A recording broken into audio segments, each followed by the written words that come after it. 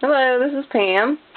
I'm a Stampin' demonstrator, and today's project is a pillow box that I'm going to show you how to make. Very simple, and it's made with the new English Garden Designer Series paper.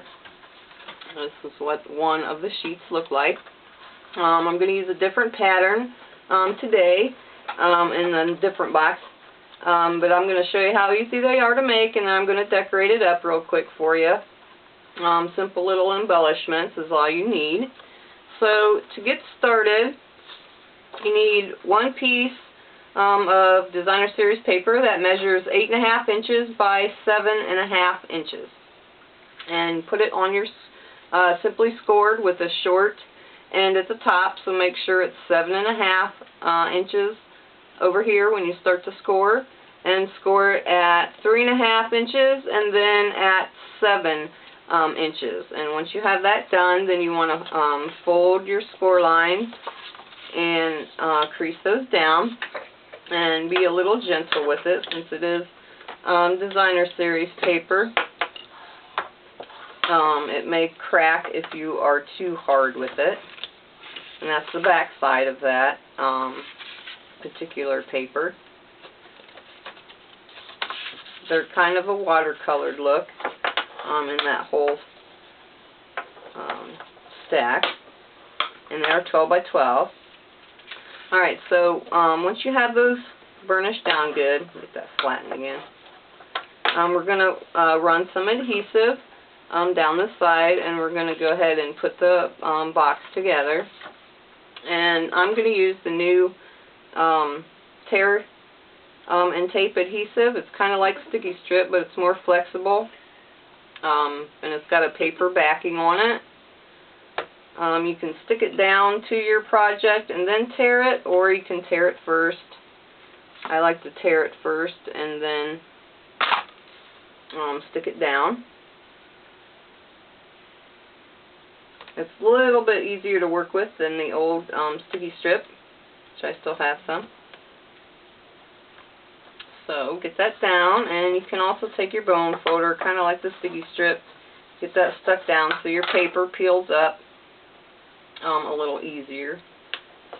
Some people have trouble getting it off. Sometimes I do, sometimes I don't. Alright, so we'll stick that down and run my bone folder over that again. And then that is all there is to the base of your pillow box.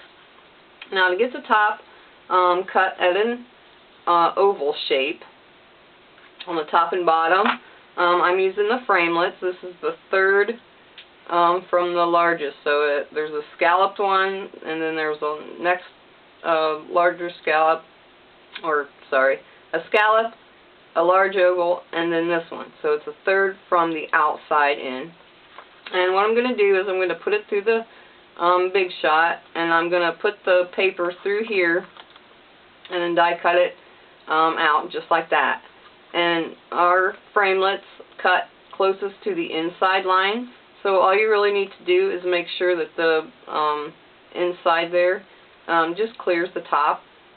You don't have to come way down, because, I mean, you could, but then you lose your length of your box. So I'm going to get my die cut machine out, and I'm going to show you how I do that. Get my trusty Big Kick. I've had her for a long time. Get that right in there. And I'm using the magnetic platform. You don't have to. It just makes it a little easier to hold it in place. But put your die cut, your paper on the top of that, and then just line it up and just kind of eyeball that you're, I don't know if you can see that or not. Make sure your corners are pretty even. You know, obviously you don't want something like that, or you're going to have a funny box when you close it. It's not going to close right. So just eyeball it, and then only run it through until it cuts that top. Don't run it all the way through. You're going to get a little hump probably right there where your die is. So see, that cuts your oval, and then turn it around and do the same thing on this side.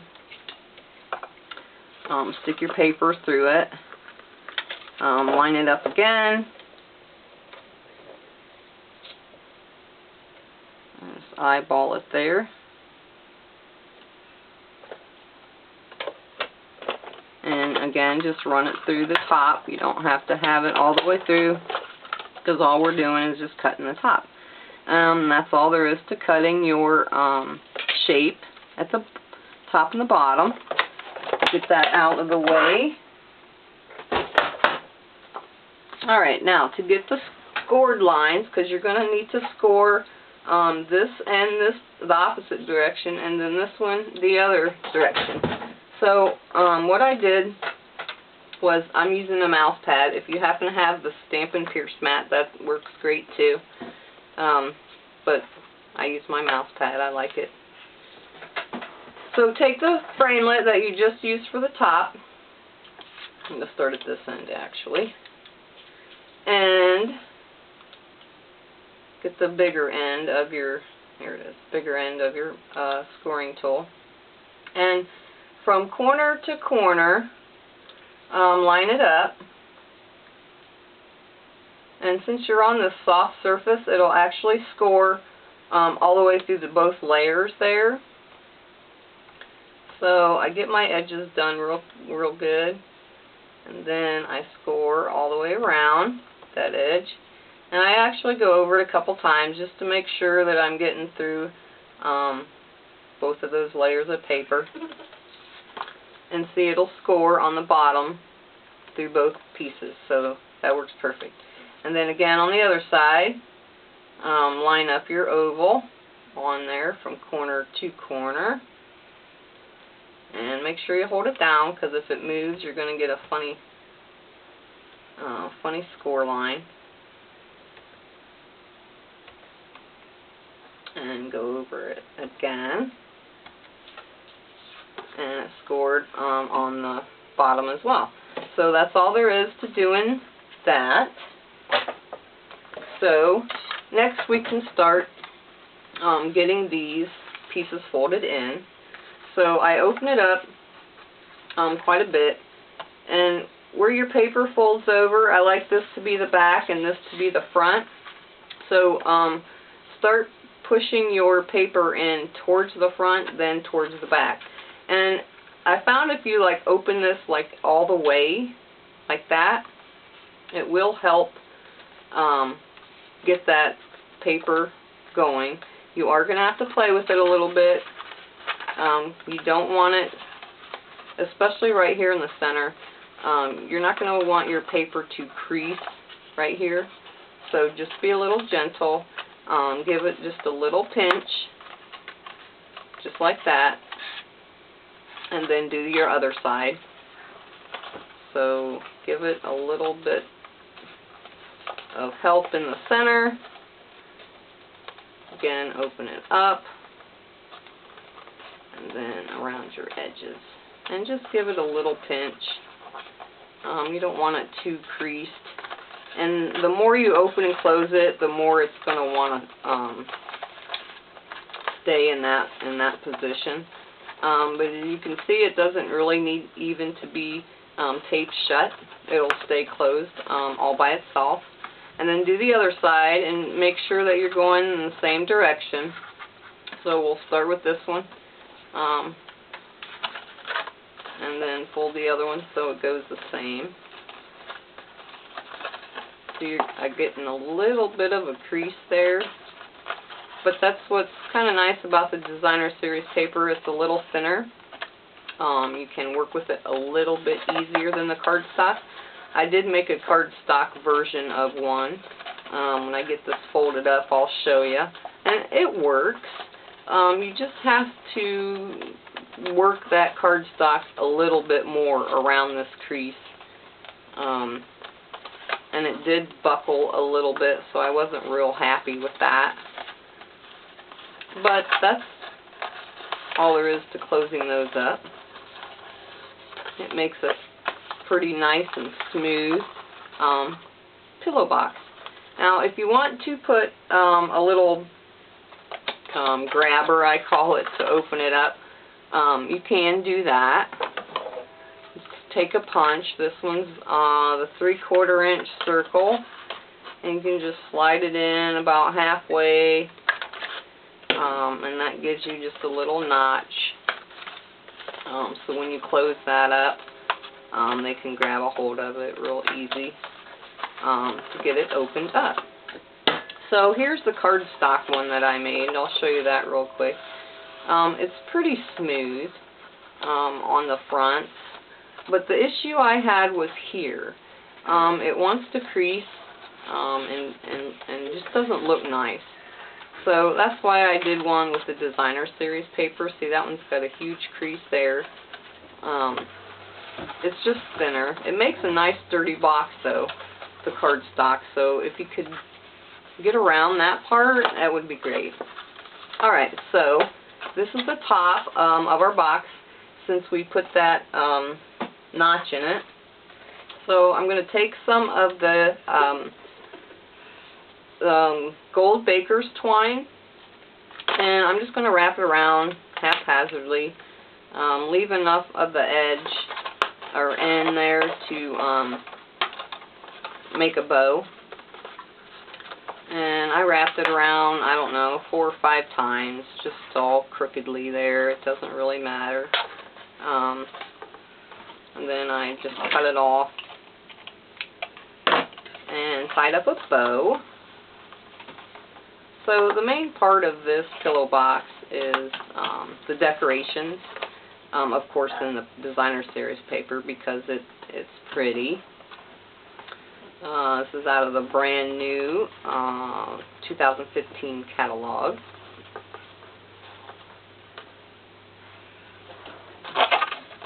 So there's our bow.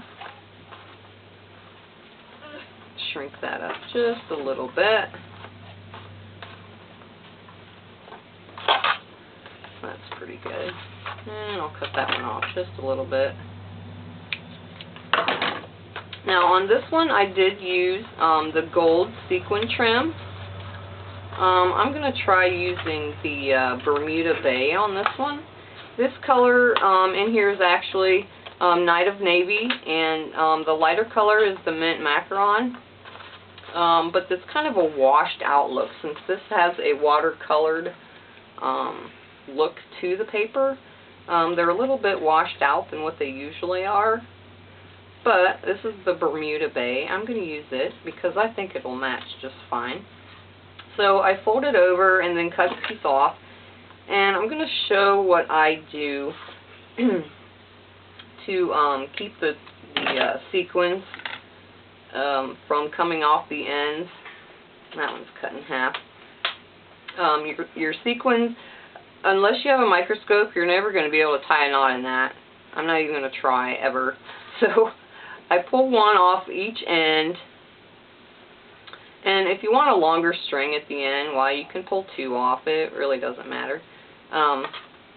But then take your glue dots, the mini glue dots, and put a glue dot on the back of the one you just pulled off, and flip your sequin trim over to the back side, and where your thread is, stick it right to that.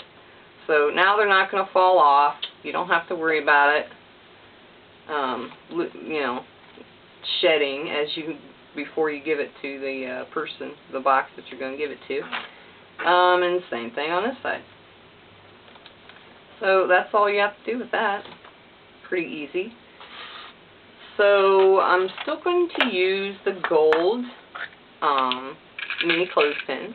They're silver and gold in this package that you get. And just fold it in half. And, oh, that one's broken. Why, that one's not going to work at all. Poor clothespin. The wood is actually broke. Oh well. Alright. Let's get them out of there. Let's try that one. Perfect. Alright, again with the trim. Fold it in half. Grab a hold of it. And then I grabbed like 2 or 3 strands of the baker's twine there to hold it in place. That way it's not going to flop and your little clothespin isn't going to tip forward. And you can slide it if you want it more towards the center. You can do that as well. Now for the sentiment that I used, I did use the Merry Everything stamp set. This is in the main catalog. This is a carryover from the holiday occasions last year. I like this set. I actually have mine since last year. But this sentiment you could use any time of year. Obviously these ones are more holiday themed, but this one you can use any time, and of course that one there. I did stamp that one in the blue. That one is actually in Lost Lagoon. I think it would match that, but I don't think it quite looks as well with that Bermuda base. So I stamped it. This is actually not quite navy, because I don't have the Night of Navy ink. So I'm going to see how that looks with that. And obviously it coordinates with the note tag punch. So slide that in and line it up and punch that out. And I am still also going to back it with the Hello Honey, because it is one of the coordinating colors in that cardstock. There's quite a few colors that coordinate in this Designer Series paper. So that's what I'm going to back that with. So I'm going to put 2 dimensionals on the one side, because I'm going to offset the 2 tags. So it would help if I had the backing off first. And this is stamped onto Very Vanilla, by the way. The background paper here is white, but I think it looks good with the Very Vanilla. And then I'm going to put another sequin at the top of my little tag there. You could use a candy dot in the matching colors of the paper. It is Melon Mambo and Blushing Bride are the pink colors. The green is Mossy Meadow. There isn't a candy dot for the Mossy Meadow, but you could probably get away with using an old olive one if you really want green. Alright, so then there's our little tag, and all I did was open up the clothespin again and just slide this through the Hello Honey cardstock just to hold that in place. And you can slide it over to the center and put your trims however you want to decorate it on there. But it's a cute little pillow box. It's quite large. I think it's like 7.5 inches long, 7 inches long, 3.5 inches wide. You could really fit a whole bunch of candy in there, a sweet gift. So I hope you give this pillow box a try. It's really simple. It probably took me longer to decorate it than it did to actually make the pillow box. And if you'd like to see more projects, you can visit my blog. It's wearestampers.blogspot.com. I'll have a link down below the video. Thanks so much for watching, and I'll see you next time. Bye.